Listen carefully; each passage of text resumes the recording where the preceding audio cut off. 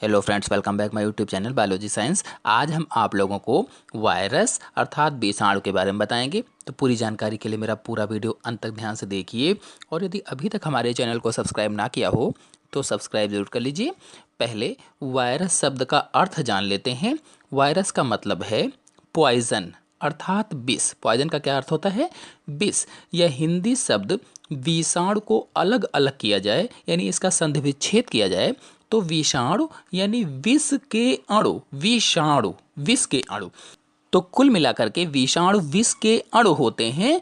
अर्थात कहा जाए तो विषाणु या वायरस प्रोटीन और न्यूक्लिक अम्ल के बने अविकल्पी परजीवी होते हैं अर्थात ऑब्लिगेट पैरासाइट होते हैं।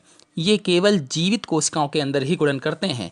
मतलब जब तक ये जीवित जीव के शरीर को नहीं पाते हैं तब तक मृत की तरह ही रहते हैं, मरे हुए ही रहते हैं। इसीलिए इनको डिब्बों में बंद करके वर्षों तक वैसे ही रखा जा सकता है। लेकिन उसके बाद जैसे ही जीवित शरीर या जीवित कोशिका को पाते हैं, एक्टिव हो जाते हैं और अपना काम शुरू कर देते हैं।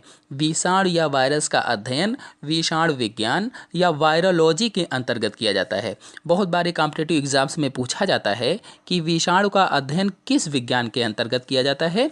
इसीलिए ये बता दिया कि विषाणु का अध्ययन वायरोलॉजी के अंतर्गत किया जाता है या विषाणु विज्ञान के अंतर्गत किया जाता है। चलिए अब बताते हैं आपको कि इस विषाणु या वायरस की खोज किसने की थी। तो वायरस अथवा विषाणु की खोज इवानोव्स्की नामक वैज्ञानिक ने किया था। इन्होंने वायरस की खोज सन 1892 ईस्वी में किया था। बता दें कि वैज्ञानिक इवानोव्स्की तंबाकू के पौधे की पत्तियों में चितकबरा जो रोग होता है उसका अध्ययन कर रहे थे कि चितकबरा रोग क्यों होता है। मतलब ये खोज रहे थे कि पत्तियों में चितकबरा रोग क्यों लगता है। इन्होंने एक चितकबरी पत्ती के रस को निकाला और रस को निकाल करके एक अच्छी पत्ती पर रगड़ा तो कुछ समय बाद देखा कि जो अच्छी पत्ती थी उस पर भी चितकबरा रोग लग गया है, वैसे ही रोग हो गया है।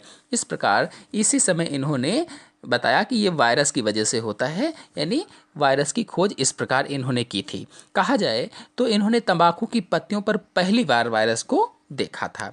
20वीं शताब्दी में वायरस से होने वाले रोगों का पता लगाया गया। वैज्ञानिकों ने पता लगाया जैसे खुरपका, मुंहपका रोग पशुओं में, मनुष्य में पीत जर रोग वायरस से होता है, येलो फीवर जिसको अंग्रेजी में कहा जाता है, पोलियो वायरस, गलसुआ, चेचक आदि ये जो रोग या घातक संक्रामक रोग हैं ये मानव आबादी में महामारियों के रूप में फैलकर व्यापक तबाही करते हैं। ये वैज्ञानिकों ने सन 20वीं शताब्दी में खोजा था। चलिए अब आपको कुछ वायरसों के चित्र दिखा देते हैं। तो ये तंबाकू की पत्ती का वायरस है अर्थात टीएमबी या टोबैको मोजैक वायरस है। इसमें आरएनए न्यूक्लिक अम्ल और इसी को आनुवांशिक पदार्थ कहा जाता है, ये पाया जाता है। इस पूरे भाग को कैप्सिड कहते हैं। ये जो भाग आप देख रहे हैं ये कैप्सिड है और प्रोटीन का बना होता है। और एक भाग को कैप्सोमियर कहा जाता है। इसमें से जो एक भाग है इसको कैप्सोमियर कहते हैं। और यह चित्र है बैक्टीरियोफेज वायरस का। जीवाणुओं का परजीवी वायरस होता है ये इसके सिर में डीएनए आनुवांशिक पदार्थ होता है। जो इसका सिर आप देख रहे हैं इसमें डीएनए आनुवांशिक पदार्थ पाया जाता है। और ये वाला इन्फ्लुएंजा का वायरस है। इसकी संरचना में लिपिड्स का खोल होता है। और ये पोलियो का वायरस है जो चित्र आप देख रहे हैं, ये भी आरएनए आनुवांशिक पदार्थ इसमें भी यानी पाया जाता है। और ये जो चित्र आप लोग देख रहे हैं ये है एचआईवी वायरस का। एचआईवी का पूरा नाम आपको बता दें, ह्यूमन इम्यूनो डिफिशियंसी वायरस होता है। इस वायरस से एड्स हो जाता है। यदि एड्स के बारे में आप पूरी जानकारी चाहते हैं तो मेरे चैनल में फुल वीडियो अपलोडेड है, आप जा कर के देख सकते हैं। तो एड्स हो जाता है जो शरीर में प्रतिरक्षा तंत्र को कमज़ोर करता है। अर्थात एड्स क्या करता है, शरीर में हमारे प्रतिरक्षा तंत्र को कमज़ोर करता है, कम करता है। तो ये कुछ मैंने आपको संरचनाएं दिखाई वायरसों की और उनके बारे में थोड़ी थोड़ी सी जानकारी आपको दी है। यदि डिटेल में जानकारी चाहते हैं तो मेरे चैनल में अलग अलग वीडियो अपलोड हैं, आप डिटेल से जानकारी वहाँ से प्राप्त कर सकते हैं। चलिए अब वायरसों के द्वारा कौन कौन से रोग हो जाते हैं अर्थात वायरस जनित रोग या विषाणु जनित रोगों के नाम आपको बता देते हैं। तो जुकाम जिसे सामान्य कोल्ड या कॉमन कोल्ड कहा जाता है, इन्फ्लुएंजा, पीत ज्वर, खसरा, चेचक, छोटी माता, पोलियो, हर्पीज, रेबीज, गलसुआ, मस्तिष्क शोथ, डेंगू, हिपेटाइटिस, एड्स, कैंसर आदि ये जो रोग हैं ये सारे विषाणु जनित रोग होते हैं या वायरस से होने वाले रोग होते हैं। बहुत सारे कॉम्पिटिटिव एग्जाम्स में पूछा जाता है कि निम्नलिखित में से वायरस जनित रोग कौन सा है या विषाणु जनित रोग कौन सा है, तो इसलिए बता दिया है। आप इनको देख लीजिए और समझ लीजिए कि विषाणुओं के द्वारा होने वाले ये रोग हैं। चलिए अब आपको बताते हैं कि वायरल रोगों का संक्रमण विधि क्या होती है, अर्थात वायरस से होने वाले रोग कैसे फैलते हैं आपको बता देते हैं। तो पहला है वायु के द्वारा, यानी बाई एयर कैसे फैलते हैं। तो कौन कौन से रोग होते हैं, इन्फ्लुएंजा है, जुकाम है, खसरा है, चेचक है, छोटी माता आदि ये जो रोग होते हैं ये वायु के द्वारा इनके वायरस फैलते हैं। जो इनके वायरस होते हैं ये वायु के द्वारा श्वसन मार्ग में पहुंच जाते हैं, प्रवेश कर जाते हैं और इन्फ्लुएंजा, जुकाम, खसरा, चेचक, छोटी माता आदि बीमारियां पैदा करते हैं। फिर दूसरा है संक्रमित भोजन तथा पेयजल के द्वारा, तो by infected food and water के द्वारा हेपेटाइटिस है, पोलियो है आदि रोग हो जाते हैं। यानी आदि रोगों के वायरस भोजन और पीने वाले जल के साथ हमारे शरीर में पहुंच जाते हैं और ये रोग पैदा करते हैं। फिर नेक्स्ट है मूत्र जनन मार्ग के द्वारा, तो एड्स है या HIV वायरस लैंगिक क्रिया के समय मूत्र जनन मार्ग के द्वारा पहुंचता है। यानी जब सहवास होता है या लैंगिक क्रिया होती है उस समय HIV वायरस जो होता है पहुंच जाता है शरीर में मूत्र जनन के द्वारा और एड्स नामक बीमारी पैदा करता है। फिर अगला है संक्रमित इंजेक्शन की सुई द्वारा, यानी बाई इन्फेक्टेड इंजेक्शन निडल्स के द्वारा, तो हेपेटाइटिस B है और HIV वायरस है ये संक्रमित इंजेक्शन की सुई के द्वारा फैलते हैं। यानी इनके जो वायरस होते हैं ये, जैसे किसी व्यक्ति को सुई लगा दी गई, उसको वायरस था वो, तो अब वही सुई उठा करके दूसरे व्यक्ति को लगाई जाती है तो उसको हेपेटाइटिस B है, HIV वायरस है, ये हो जाते हैं इस प्रकार से। फिर अगला है संक्रमित जानवरों को के काटने से, तो by the bite infected animals, यानी यदि कोई जानवर ऐसा है, संक्रमित कुत्ता है, उसके काटने से जैसे रेबीज रोग हो जाता है, इसका वायरस फैलता है। तो जैसे कुत्ते को रेबीज रोग है, उसने किसी को काटा तो क्या होगा कि उसको भी रेबीज हो जाएगा। तो संक्रमित कुत्ते के काटने से रेबीज वायरस, ऐसे ही मच्छर के काटने से डेंगू हो जाता है और पीत ज्वर के वायरस इसी प्रकार से फैलते हैं। तो संक्रमित जानवरों के काटने से इस प्रकार से फैलते हैं। और फिर अगला है संक्रमित व्यक्ति के संपर्क में आने से, मतलब यदि कोई व्यक्ति में वायरल संक्रमण है, वायरस से पीड़ित है, कोई बीमारी है वायरल जनित, तो यदि उसके संपर्क में आप आते हैं, उसकी वस्तुओं को या किसी न किसी संपर्क में, किसी न किसी तरह से उसके संपर्क में आते हैं, तो आपको भी वो वायरल बीमारी हो जाएगी या वो वायरस आपके शरीर में भी आ जाएगा। यानी इस प्रकार से वायरल रोग फैलते हैं। चलिए अब आपको बताते हैं ट्रीटमेंट ऑफ वायरल डिसीजेस कैसे होती हैं। तो टीका लगा करके, यानी बाई वैक्सीन्स के द्वारा होता है। तो टीका वायरस जन्य रोगों से बचने के लिए क्या होता है कि वैज्ञानिकों ने अनेक प्रकार के टीके बनाए हैं, बहुत सारे टीके बनाए हैं। तो अलग अलग रोगों के लिए अलग अलग वैक्सीन्स या टीके बने हुए हैं जिनका विकास किया गया है। और टीका लगाने से मनुष्य की जो प्रतिरक्षा क्षमता होती है, जो इम्यूनिटी सिस्टम होता है, वो बढ़ जाता है, या कहा जाए तो रोग वाले वायरस की क्षमता क्षीण हो जाती है। जो रोग वाला वायरस होता है उसकी जो क्षमता होती है वो क्षीण हो जाती है, कम हो जाती है। इस प्रकार वायरस जन्य रोगों के प्रसार को रोका जाता है। तो टीके लगा करके कौन कौन से जो टीके लगते हैं, वैक्सीन्स लगती हैं, कौन कौन से जो वायरल जन्य रोग होते हैं दूर होते हैं, जैसे चेचक है, पोलियो है, खसरा है आदि के महामारी प्रकोप से बचने के लिए शिशुओं को उपयुक्त टीके नियमित रूप से लगाए जाते हैं।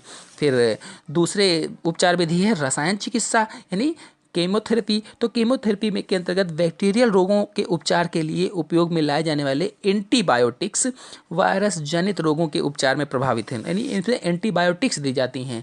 तो प्रति वायरस औषधियों की संख्या बहुत कम है। जैसे चेचक के लिए थायोसेमिकार्बेजोन है, इन्फ्लुएंजा के लिए राइबाविरिन है तथा हेपेटाइटिस B के लिए फोस्कानेंट आदि एंटीवायरल औषधियां हैं। यानी रसायन चिकित्सा के द्वारा दवाओं को देकर के रोगों को दूर किया जाता है जो वायरल जन्य होते हैं। तो अगला पॉइंट है प्रतिरक्षा तंत्र। प्रतिरक्षा तंत्र का मतलब है इम्यून सिस्टम, यानी किसी भी वायरल डिसीज से लड़ने के लिए ये बहुत जरूरी पॉइंट है। तो पहले आपको बता देते हैं कि प्रतिरक्षा तंत्र क्या है। तो इम्यून सिस्टम किसी भी जीव के भीतर होने वाली उन जैविक प्रक्रियाओं का एक संग्रह है जो रोग जनकों को मारकर उस जीव की रोगों से रक्षा करती है। इस परिभाषा में रोग जनकों का मतलब है रोगों को पैदा करने वाले सूक्ष्म जीव यानी विषाणु अथवा जीवाणु या कोई अन्य रोग पैदा करने वाले जीव। तो कुल मिलाकर के प्रतिरक्षा तंत्र या इम्यून सिस्टम का अर्थ हुआ रोगों से लड़ने की क्षमता, अर्थात रोगों से लड़ने की क्षमता को ही प्रतिरक्षा तंत्र कहा जाता है, अथवा हमारे शरीर की सुरक्षा सामग्री होती है प्रतिरक्षा तंत्र, इम्यून सिस्टम, या कहा जाए तो संक्रामक रोगों को दूर करने की शक्ति होती है प्रतिरक्षा।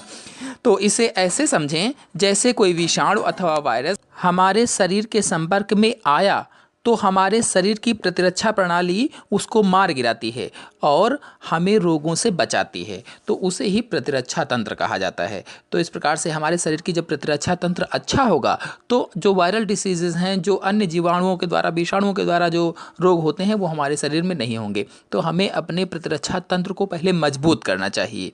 तो इस प्रकार से प्रतिरक्षा तंत्र मजबूत होगा तो हमें वायरल डिसीजेज या अन्य डिसीजेज जल्दी से नहीं होंगी। तो आशा है आप लोगों को वायरस के बारे में अच्छी तरह से जानकारी प्राप्त हुई होगी। तो आज के अंक में इतना ही। अगले अंक की जानकारी के लिए मेरे चैनल को सब्सक्राइब कर लीजिए और साथ में बेल आइकन को भी प्रेस कर लीजिए ताकि आने वाले अगले वीडियो की नोटिफिकेशन भी, उसकी जानकारी भी आपको सबसे पहले प्राप्त हो जाए। धन्यवाद।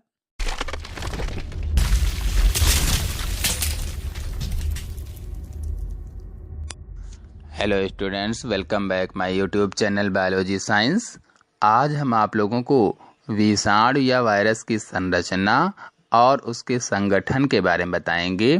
जानने के लिए मेरा पूरा वीडियो अंत तक ध्यान से देखिए और यदि अभी तक हमारे चैनल को सब्सक्राइब ना किया हो तो सब्सक्राइब ज़रूर कर लीजिए, क्योंकि यदि सब्सक्राइब कर लेंगे तो ये जो वीडियो मैंने स्क्रीन पर दिखाए हैं आपको, ये पहले से YouTube पर अपलोड कर रखे हैं, इनको भी आप देख पाएंगे।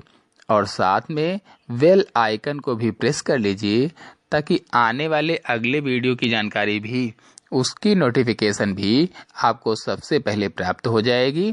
तो चलिए अब विषाणु या वायरस की संरचना को समझा देता हूँ। वायरस के एक कण को विरियान कहते हैं, या कहा जाए कि विषाणु के स्वतंत्र कण को विरियान कहते हैं। प्रत्येक विरियान मुख्य रूप से दो भागों का बना होता है, यानी प्रत्येक वायरस का कण जो होता है, प्रत्येक जो वायरस होता है, ये मुख्य रूप से दो भागों का बना होता है। इसमें दो चीज़ें मुख्य रूप से पाई जाती हैं, कैप्सिड और न्यूक्लिक अम्ल। अब सबसे पहले आपको कैप्सिड के बारे में बता देता हूँ कि ये क्या होता है। कैप्सिड प्रोटीन का बना खोल होता है। ये जो बाहरी आवरण होता है, देख रहे हैं आप चित्र में, यह प्रोटीन का खोल होता है, इसे ही कैप्सिड कहते हैं।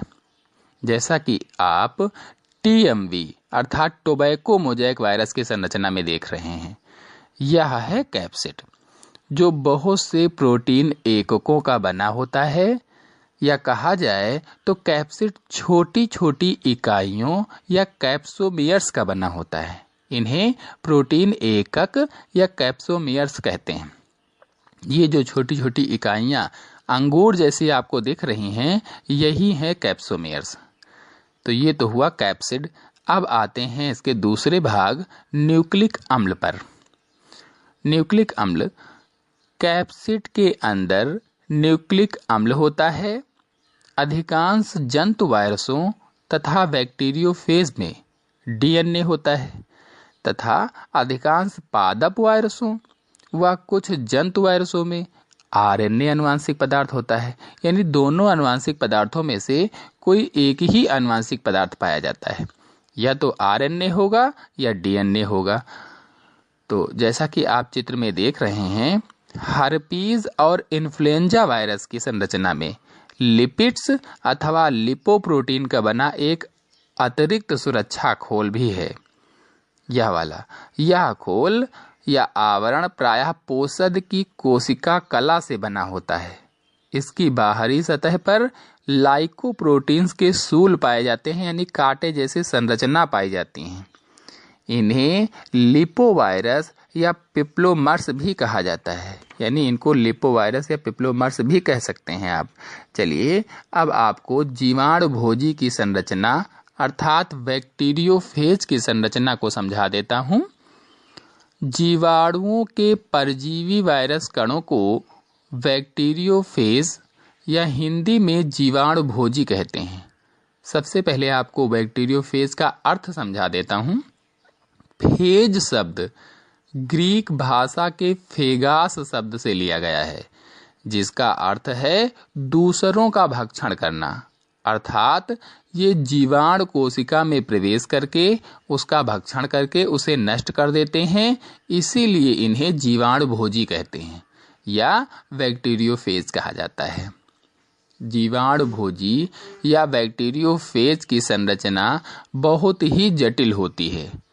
जैसा कि आपको चित्र में दिख रहा है, यह भेंक शिशु अर्थात टैडपोल के आकार के होते हैं।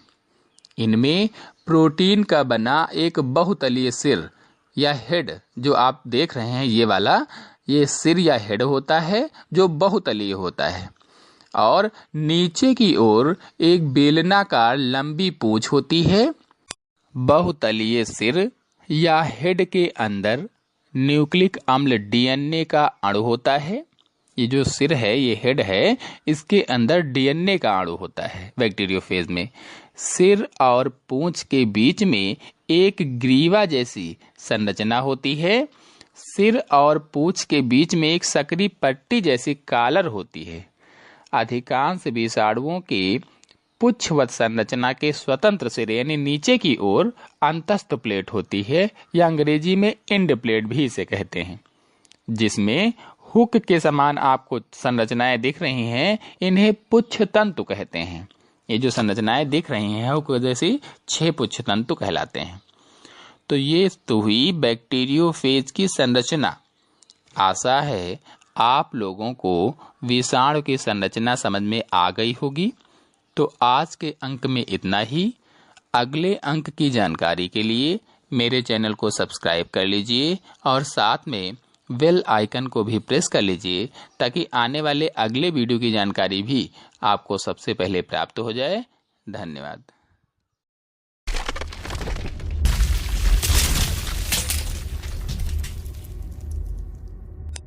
Hello students, welcome back my YouTube channel biology science.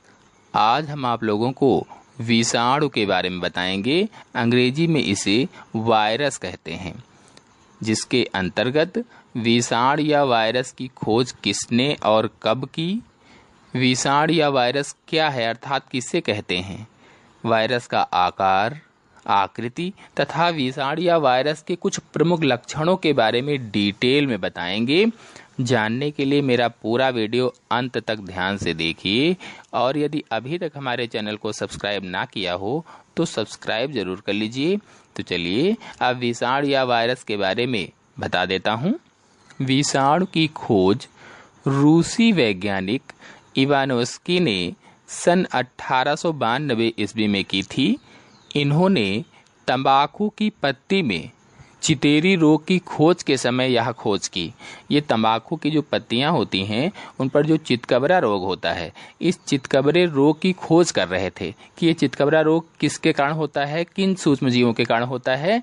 उसी खोज के समय इन्होंने विषाणु की खोज की। विषाणु का अर्थ है विष के अणु, अर्थात ये विष के अणु होते हैं जो मनुष्य और पौधों में यानी जीवों में रोग उत्पन्न करते हैं। ये प्रोटीन एवं न्यूक्लिक अम्ल के बने उपकोशिकीय संरचना वाले अविकल्पी परजीवी होते हैं, अर्थात ये प्रोटीन और न्यूक्लिक अम्ल के बने होते हैं और इनके जैसा और कोई परजीवी नहीं होता है।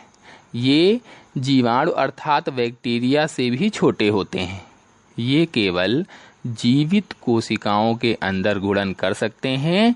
मृत कोशिकाओं में वैसे के वैसे ही पड़े रहते हैं, कोई भी गुणन नहीं करते हैं। यदि इनको एक कांच के डिब्बे में, कांच के शीशे में बंद करके रख दिया जाए तो हजारों सालों तक ऐसे ही पड़े रहेंगे, कोई भी इनमें गुणन नहीं होता है।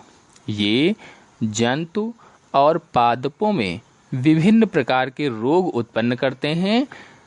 अब आते हैं वायरस या विषाणु की माप या साइज पर। विभिन्न प्रकार के वायरसों की माप में काफ़ी भिन्नता होती है, यानी अलग अलग माप के वायरस या विषाणु पाए जाते हैं, अर्थात काफ़ी अलग अलग साइज में ये मिलते हैं। तो सबसे छोटा वायरस या विषाणु लगभग 10 मिलीमाइक्रॉन व्यास का होता है, जो कि मनुष्य में अतिसार रोग यानी डायरिया रोग उत्पन्न करता है। इसका नाम पायरोवायरस है। सबसे बड़ा वायरस विषाणु चेचक का विषाणु या वायरस होता है, जिसकी माप लगभग 300 से 400 मिलीमाइक्रॉन होती है। यानी सबसे छोटा वायरस मनुष्य में अतिसार रोग का कारण बनता है, जिसका नाम पायरोवायरस है, और सबसे बड़ा वायरस चेचक का वायरस होता है, जिसकी माप लगभग 300 से 400 मिलीमाइक्रॉन होती है। अब विषाणु या वायरस की आकृति बता देता हूँ। पादप या पौधों को संक्रमित करने वाले अधिकांश वायरस या विषाणु छड़नुमा होते हैं, जैसे टीएमवी। इसका पूरा नाम टोबैको मोज़ेक वायरस है। जंतु वायरस लगभग गोल या कुछ छड़नुमा होते हैं। कुल मिलाकर देखा जाए तो वायरस की आकृति गोल, बहुतलीय, दंडाकार, तंतुवत आदि होती है। तो चलिए अब इनके कुछ प्रमुख लक्षणों के बारे में जान लेते हैं। विषाणुओं में अनेक ऐसे लक्षण पाए जाते हैं जो प्रायः अन्य जीवधारियों में नहीं मिलते हैं। इनमें से कुछ प्रमुख इस प्रकार से हैं। पहला है, विषाणुओं में कोशिकीय संगठन नहीं पाया जाता है, अर्थात ये कोशिकीय जीवों की श्रेणी में नहीं आते हैं। ऐसे जीव जिनमें कोशिकाएं पाई जाती हैं उनकी श्रेणी में ये नहीं आते हैं। दूसरा है, इन्हें केवल इलेक्ट्रॉन सूक्ष्मदर्शी से ही देखा जा सकता है, क्योंकि ये जीवाणुओं से भी अति सूक्ष्म होते हैं, इसीलिए इनको केवल इलेक्ट्रॉन सूक्ष्मदर्शी के द्वारा ही देखा जा सकता है। तीसरा है, वायरस में केवल एक ही प्रकार का न्यूक्लिक अम्ल पाया जाता है, अर्थात या तो डीएनए होगा या आरएनए, क्योंकि न्यूक्लिक अम्ल जो होते हैं ये दो प्रकार के होते हैं, आरएनए और डीएनए, यानी डीऑक्सीराइबोन्यूक्लिक एसिड और राइबोन्यूक्लिक एसिड।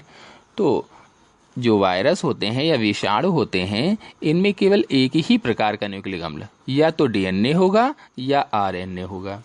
चौथा है, वायरस सदैव अविकल्पीय अंतःकोशिकीय परजीवी होते हैं, अर्थात ये अपने विशिष्ट पोषद पर ही आक्रमण करते हैं और कोशिकाओं को संक्रमित करके उन्हें नष्ट कर देते हैं और भयानक रोग के लक्षण उत्पन्न करते हैं।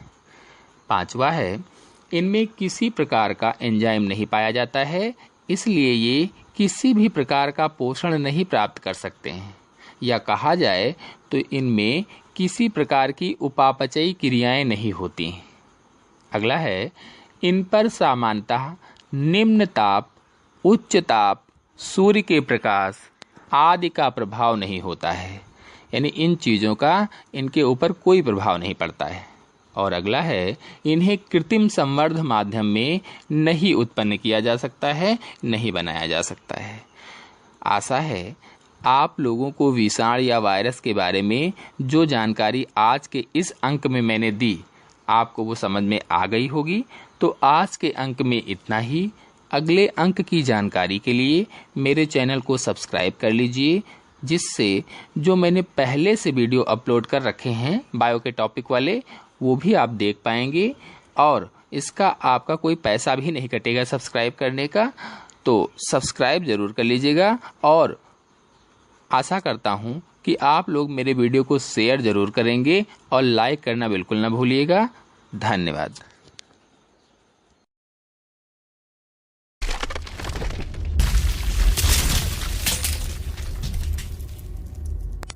Hello students, welcome back my YouTube channel biology science. आज हम आप लोगों को जीवाणु यानी बैक्टीरिया और विषाणु यानी वायरस के बीच में अंतर बताएंगे, अर्थात differences between bacteria and virus. जानने के लिए मेरा पूरा वीडियो अंत तक ध्यान से देखिए, और यदि अभी तक हमारे चैनल को सब्सक्राइब ना किया हो तो सब्सक्राइब जरूर कर लीजिए। तो चलिए अब आप लोगों को बैक्टीरिया अर्थात जीवाणु और वायरस यानी विषाणु में अंतर बता देता हूँ। पहला अंतर है, जीवाणुओं का मापन माइक्रोन में किया जाता है, अर्थात इनके मापन की इकाई माइक्रोन होती है, जबकि विषाणुओं का मापन मिली माइक्रोन में किया जाता है, अर्थात इनके मापन की इकाई मिली माइक्रोन होती है। अगला है, जीवाणु सामान्यतः 2 से 10 म्यू तक यानी 10 माइक्रोन तक आकार के होते हैं, जबकि विषाणु सामान्यतः 10 से 300 मिली माइक्रोन आकार के होते हैं। अगला है, जीवाणुओं को साधारण सूक्ष्मदर्शी से देखा जा सकता है, जबकि विषाणुओं को केवल इलेक्ट्रॉन सूक्ष्मदर्शी से ही देखा जा सकता है, क्योंकि विषाणु जो होते हैं वो जीवाणुओं से भी छोटे होते हैं। अगला अंतर है, जीवाणु सजीव होते हैं, जबकि विषाणु निर्जीव व सजीव के मध्य की कड़ी होते हैं, अर्थात इनको निर्जीव भी माना गया है और सजीव भी माना गया है। या कहें, जब तक कि ये सजीव कोशिका के संपर्क में नहीं आते हैं तब तक ये निर्जीव की तरह ही कार्य करते हैं, और जैसे ही सजीव कोशिका के संपर्क में आते हैं, पोषक के संपर्क में आते हैं, ये सजीव की तरह कार्य करने लगते हैं। अगला अंतर है, जीवाणुओं के शरीर में कोशिकीय संरचना होती है, अर्थात जीवाणु एक कोशिकीय होते हैं, जबकि विषाणुओं के शरीर में कोई भी कोशिकीय संरचना नहीं होती है, अर्थात ये अकोशिकीय होते हैं। अगला अंतर है, जीवाणुओं में कोशिका द्रव्य, गुणसूत्र व राइबोसोम आदि कोशिकांग पाए जाते हैं, जबकि विषाणुओं में केवल न्यूक्लिक अम्ल व प्रोटीन मिलते हैं, क्योंकि इनमें कोशिका तो होती ही नहीं तो कोशिकांग भी नहीं होंगे। अगला अंतर है, जीवाणु सहजीवी, परजीवी, मृतजीवी अथवा स्वतंत्र जीवी होते हैं, अर्थात ये स्वपोषी या परपोषी होते हैं, जबकि विषाणु केवल अविकल्पी परजीवी होते हैं। अगला अंतर है, जीवाणु लाभदायक एवं हानिकारक दोनों प्रकार के हो सकते हैं, अर्थात जीवाणु जो होते हैं वो लाभ भी पहुंचाते हैं जीवों को और हानि भी पहुंचाते हैं, दोनों काम इनके होते हैं, जबकि विषाणु केवल हानिकारक ही होते हैं, लाभदायक नहीं होते हैं, अर्थात इनके द्वारा कोई भी लाभ में प्राप्त नहीं होते हैं, केवल विषाणुओं के द्वारा हानियां ही प्राप्त होती हैं। अगला अंतर है, जीवाणुओं में अलैंगिक व लैंगिक जनन होता है, यानी जनन इनमें अलैंगिक और लैंगिक दोनों प्रकार का होता है, जबकि विषाणुओं में केवल गुणन होता है, अर्थात ये केवल स्वयं का गुणन करते हैं। अगला अंतर है, जीवाणु कोशिका से बाहर भी प्रजनन करते हैं, अर्थात ये कोशिका के अंदर स्वतंत्र रूप से या प्रयोगशाला में कहीं भी प्रजनन कर सकते हैं, जबकि विषाणु केवल जीवित कोशिकाओं में ही प्रजनन करते हैं, अर्थात ये केवल पोषी कोशिका में ही प्रजनन करते हैं। पोषी का मतलब ये होता है जिस पर ये अटैक करते हैं, जिस कोशिका पर, यानी बिना पोषक के निर्जीव होते हैं। अगला अंतर है, जीवाणु परजीवी के रूप में विषाणु पर नहीं मिलते हैं, अर्थात जीवाणु कभी भी विषाणुओं पर परजीवी नहीं होते हैं और ना ही इन्हें हानि पहुंचाते हैं, जबकि विषाणु परजीवी होते हैं, अर्थात जीवाणु भोजी होते हैं, यानी जीवाणुओं को भोजन के रूप में करते हैं या जनन के रूप में करते हैं, या कहें तो कुछ विषाणु जीवाणुओं पर परजीवी होते हैं और उन्हें नष्ट कर देते हैं। तो ये तो हुई जीवाणु और विषाणु के बीच के कुछ प्रमुख अंतर, अर्थात differences between bacteria and viruses. आशा है आप लोगों को मेरे द्वारा बताए गए अंतर समझ में आ गए होंगे। तो आज के अंक में इतना ही। अगले अंक की जानकारी के लिए मेरे चैनल को सब्सक्राइब कर लीजिए और साथ में बेल आइकन को भी प्रेस कर लीजिए, ताकि अगले आने वाले वीडियो की नोटिफिकेशन भी, उसकी जानकारी भी आपको सबसे पहले प्राप्त हो जाए। धन्यवाद। Hello friends, welcome back my YouTube channel biology science. आज हम आप लोगों को वायरस से जुड़े इंपॉर्टेंट क्वेश्चन और उनके आंसर बताएंगे जो विभिन्न कॉम्पिटिटिव एग्जाम्स में पूछे जा सकते हैं। तो पूरी जानकारी के लिए मेरा पूरा वीडियो अंत तक ध्यान से देखिए, और यदि अभी तक हमारे चैनल को सब्सक्राइब ना किया हो तो सब्सक्राइब जरूर कर लीजिए। चलिए शुरू करते हैं। पहला प्रश्न है, कोरोना वायरस की शुरुआत चीन के वुहान शहर से शुरू हुई। ये वुहान शहर चीन के किस प्रांत में स्थित है? हुबेई, शंघाई, शेनज़ेन से इनमें से कोई नहीं। तो आंसर सही होगा इसमें हुबेई। तो वुहान शहर चीन के हुबेई प्रांत से संबंधित है। अगला प्रश्न है, कोरोना वायरस के कारण आरबीआई ने रेपो रेट को घटाकर कितना कर दिया है? रेपो रेट को घटाकर 4.4, 5.7, 4.9, 6.5%।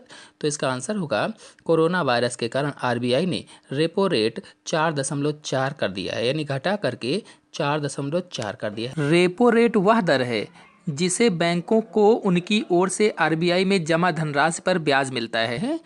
कोविड-19 के कारण किस राज्य सरकार ने राशन कार्ड धारकों को 1,000 रुपये देने की घोषणा की है? पंजाब, राजस्थान, बिहार, हरियाणा। तो इसमें आंसर सही होगा बिहार। बिहार सरकार ने राशन कार्ड धारकों को 1,000 रुपये देने की घोषणा की है। अगला प्रश्न है, मेक इन इंडिया के तहत बनी पहली कोविड-19 टेस्ट किट को किसके द्वारा मंजूरी मिली है? WHO, ISRO, CDSCO, UNICEF. Answer इसका सही होगा CDSCO।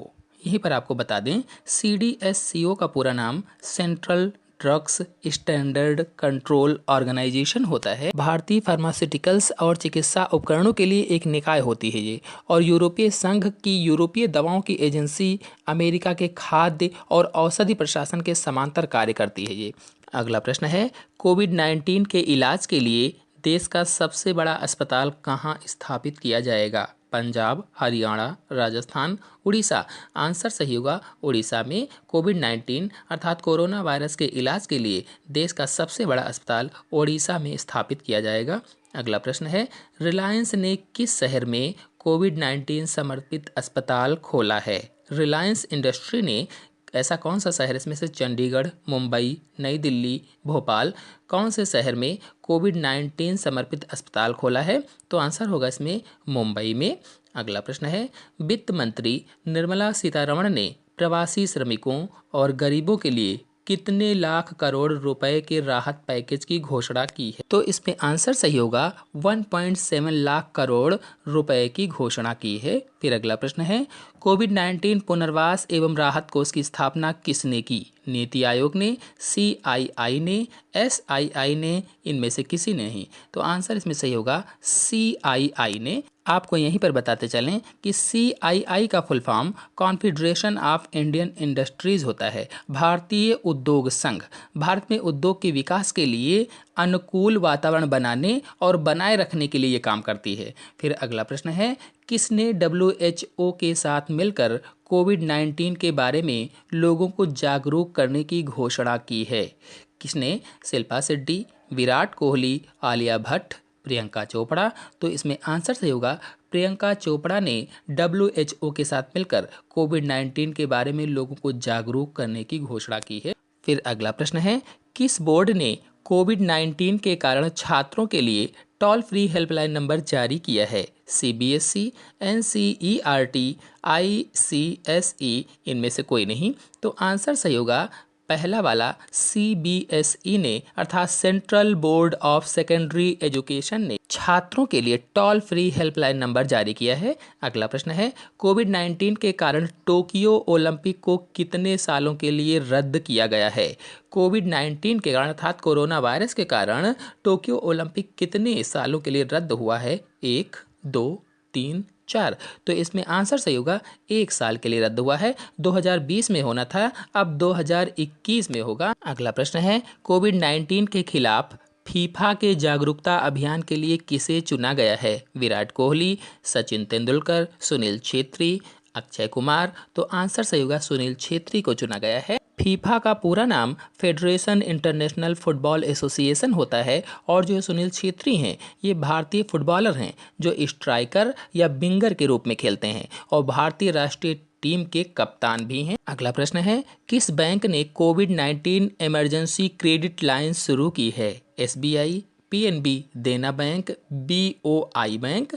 तो आंसर सही होगा SBI ने कोविड-19 इमरजेंसी क्रेडिट लाइन शुरू की है। SBI state bank of India, PNB Punjab national bank. अगला प्रश्न है, कोरोना वायरस के बारे में जागरूक करने के लिए पंजाब में कौन सा ऐप लॉन्च किया गया है? COVA Punjab, Punjab feed, corona free Punjab, इनमें से कोई नहीं। तो आंसर सही होगा कोरोना वायरस से बचने के लिए या जागरूक होने के लिए कोवा पंजाब नामक ऐप लॉन्च किया गया है। फिर अगला प्रश्न है, किस देश की राजकुमारी का कोरोना वायरस के कारण निधन हो गया है? स्पेन, अमेरिका, ब्रिटेन, रूस। तो आंसर सही होगा स्पेन की राजकुमारी मारिया टेरेसा थी जिनका कोरोना वायरस के कारण निधन हो गया है। फिर अगला प्रश्न है, कोविड-19 के कारण पूरा विश्व मंदी में प्रवेश कर चुका है, यह घोषणा किसने की? WHO, ADB, IMF, UNICEF. तो आंसर सही होगा यह घोषणा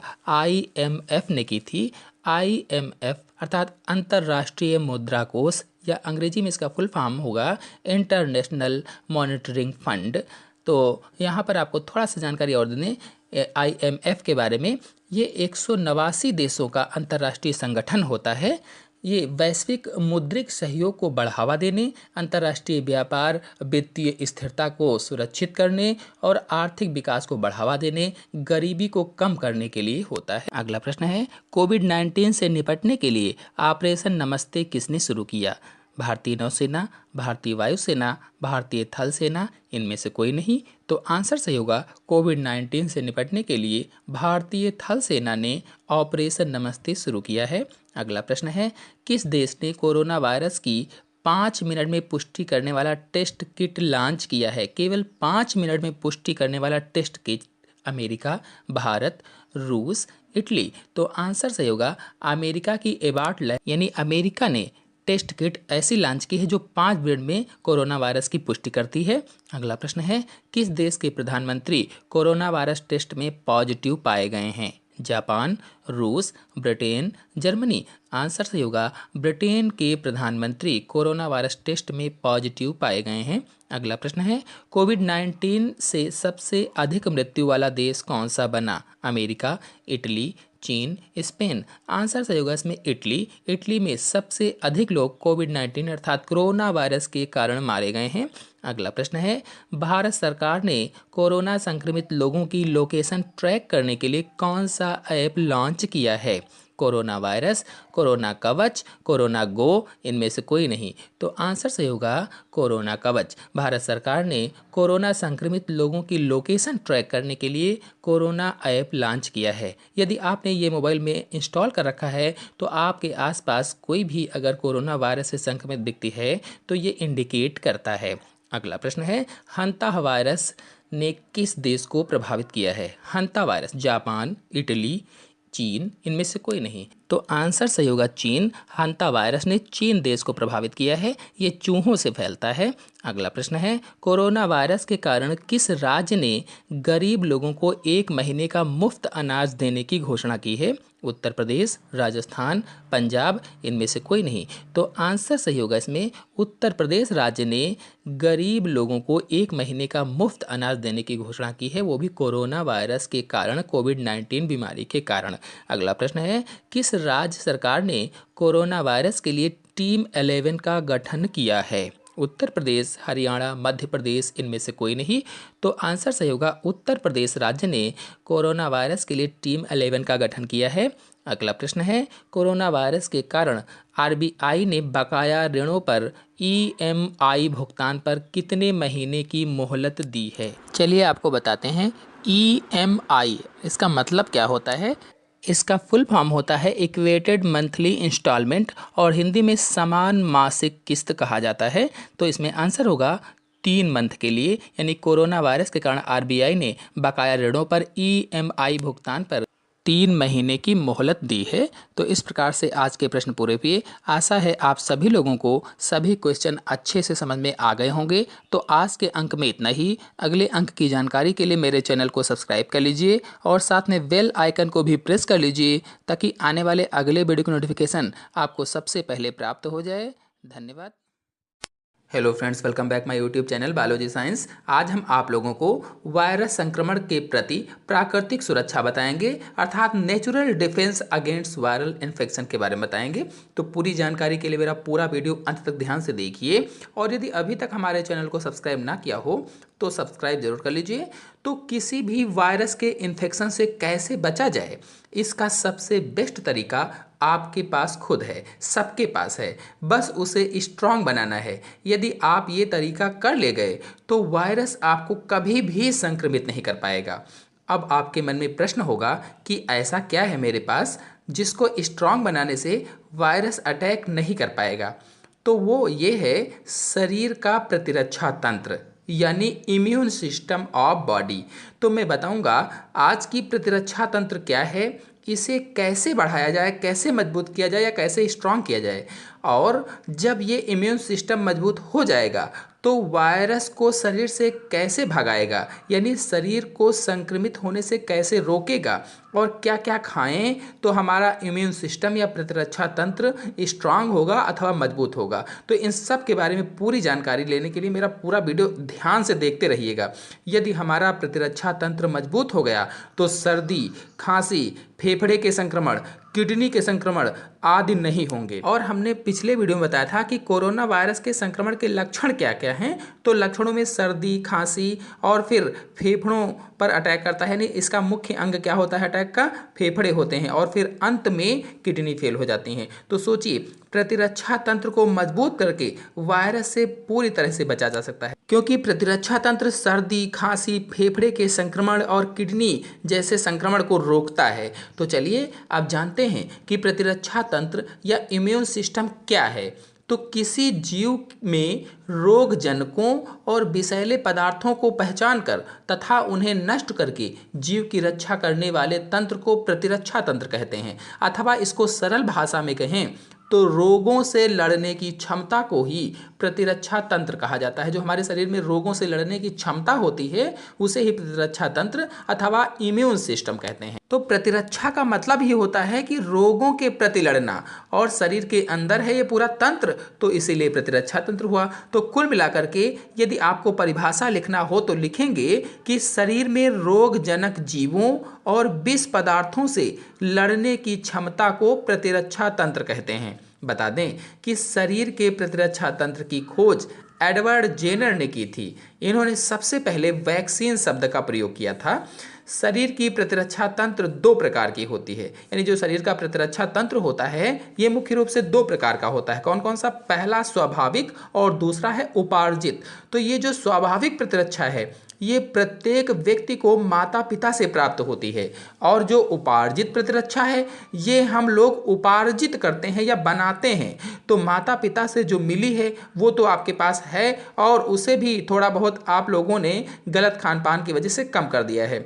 अब ये जो उपार्जित वाली है इसे कैसे स्ट्रांग करेंगे, कैसे अर्जित करेंगे, कैसे बनाएंगे, चलिए हम बता देते हैं, ताकि आपका प्रतिरक्षा तंत्र स्ट्रांग हो जाए, मजबूत हो जाए और वायरस संक्रमण से आप बच सकें। तो कैसे मजबूत करेंगे? पहला काम आपको ये करना है कि 8 घंटे की नींद लें। यदि स्वस्थ रहना चाहते हैं तो 8 घंटे सोना बहुत ज़रूरी है, वरना शरीर की सारी मेटाबॉलिक क्रियाएं गड़बड़ा जाती हैं। दूसरा काम यह है कि सुबह जल्दी उठकर कम से कम 30 मिनट तक पैदल चलें, या कह लीजिए टहलें, या आप साइकिल भी चला सकते हैं। फिर घर में आकर मंजन कुल्ला करके कम से कम 3 से 4 तुलसी की पत्तियां भी आप खा सकते हैं यदि आप चाहें तो। ये काम प्रतिदिन आप करें तो खाली पेट करें तो ज़्यादा अच्छा रहेगा, क्योंकि इसमें रोग प्रतिरोधक क्षमता पाई जाती है। ये एंटीऑक्सीडेंट होता है। तुलसी की जगह पर आप चाहें तो बादाम रात में भिगो दें पानी में और सुबह उठकर उनका छिलका निकाल कर खाएं। ऐसा करने से रोग प्रतिरोधक क्षमता बढ़ेगी और साथ ही साथ दिमाग भी तेज होगा। अब अगला काम, सुबह के नाश्ते में दलिया का प्रयोग करें अथवा अंकुरित अनाज जरूर लें। और भी अच्छा रहेगा कि अंकुरित अनाज लें, चाहें तो आप फल भी ले सकते हैं। फिर सुबह की धूप जरूर लें, जो सुबह सुबह की धूप होती है वो धूप जरूर लें, क्योंकि सुबह की धूप में विटामिन डी प्रचुर मात्रा में होती है। यदि आप चाय पीते हैं तो हरी चाय पिएं, यानी ग्रीन टी का इस्तेमाल करें। प्रतिदिन संतुलित मात्रा में लहसुन जरूर खाएं, संतुलित मात्रा में थोड़ा सा लहसुन आप जरूर खाएं, क्योंकि ये रोग प्रतिरोधक क्षमता को बढ़ाता है। इसमें एल्शियम नामक तत्व पाया जाता है जो रोग प्रतिरोधक क्षमता को तेज करता है। फिर अगला है, टमाटर का प्रयोग जरूर करें और साथ ही साथ संतरा, नींबू, आंवला, मौसमी आदि विटामिन सी वाले फलों का प्रयोग जरूर करें। बता दें कि टमाटर में लाइकोपीन नामक एंटीऑक्सीडेंट पाया जाता है और विटामिन सी के भी होता है, साथ ही साथ फाइबर भी पाया जाता है। तो टमाटर का प्रयोग जरूर कीजिए और विटामिन सी वालों फलों का भी प्रयोग कीजिए, क्योंकि ये WBC बनाने में सहयोग करते हैं। यानी WBC का मतलब है वाइट ब्लड कॉर्पल्स का निर्माण करते हैं, श्वेत रक्त कणिकाओं का निर्माण करते हैं, क्योंकि जो हमारा ब्लड होता है वो 3 प्रकार की रक्त कणिकाओं से मिलकर बना होता है, लाल रक्त कणिकाएं, श्वेत रक्त कणिकाएं और रुधिर प्लेटलेट्स। यदि आप लोग रुधिर के बारे में पूरी जानकारी चाहते हैं तो मेरे चैनल में फुल वीडियो अपलोडेड है, आप लोग जाकर के देख सकते हैं। तो ये जो WBC होती हैं ये रोगों से लड़ने की क्षमता को बढ़ाती हैं, रोगाणुओं को नष्ट करती हैं। फिर अगला है, इन सब कामों के अलावा पालक, सलाद, गुड़, अखरोट, दालचीनी, दही, गाजर, चुकंदर, प्याज, लाल मिर्च की जगह पर हरी मिर्च आदि का प्रयोग जरूर करें। ऐसा करने से रोग प्रतिरोधक क्षमता आपकी बढ़ेगी। तो प्रतिदिन दूध जरूर लें, क्योंकि दूध संपूर्ण आहार होता है, दूध लेना अति आवश्यक होता है। और कद्दू के बीज आप खा सकते हैं, कद्दू के बीज खाने से भी रोग प्रतिरोधक क्षमता बढ़ती है। इन सब के साथ साथ धूम्रपान, शराब, तली भुनी चीज़ें, खासकर ऐसी तली भुनी चीज़ें जो बाहर की हों, मार्केट की हों, वो ना खाएं, घर की आप खा सकते हैं। इन सब का प्रयोग बिल्कुल बंद कर दें, यानी शराब, धूम्रपान, तली भुनी चीज़ों का प्रयोग बंद कर दें। तो ये सभी काम करने से आपका इम्यून सिस्टम बहुत मजबूत हो जाएगा और शरीर में रोगों से लड़ने की क्षमता भी आ जाएगी, यानी रोग प्रतिरोधक क्षमता बढ़ जाएगी, प्रतिरक्षा तंत्र मजबूत हो जाएगा। तो चलिए अब आपको बताते हैं कि इम्यून सिस्टम कैसे काम करता है। यदि आपका प्रतिरक्षा तंत्र मजबूत हो जाएगा तो ये रोगाणुओं को कैसे भगाएगा, वायरस को आपके शरीर से कैसे भगाएगा। बता दें कि वायरस एंटीजन होते हैं, या हिंदी में कहें तो वायरस प्रतिजन होते हैं। एंटीजन को हिंदी में प्रतिजन कहा जाता है, जो विष उत्पन्न करके परपोषी की शारीरिक क्रियाओं में बाधा पहुंचाते हैं। परपोषी वह जीव यानी जिनके अंदर ये वायरस रहते हैं उसको परपोषी कहा जाता है। तो परपोषी की शारीरिक जो क्रियाएं होती हैं उसमें बाधा पहुंचाते हैं। तो मैंने पिछले वीडियो में आपको बताया था कि वायरस को हिंदी में विषाणु कहते हैं, और विषाणु को संधिविच्छेद किया जाए तो विष के अणु होता है, विष के अणु। तो इसीलिए यहाँ पर कहा गया है कि वायरस प्रतिजन या एंटीजन है जो विष पैदा करते हैं और जिस जीव में पहुँचते हैं उसके शरीर में होने वाली जैविक क्रियाओं में बाधा उत्पन्न करते हैं। यानी जिस जीव में पहुँचे तो उसके शरीर में जो जैविक क्रियाएं होती हैं उनमें बाधा उत्पन्न करते हैं और रोग पैदा करते हैं। अब प्रतिरक्षा तंत्र अथवा इम्यून सिस्टम का कार्य क्या होता है?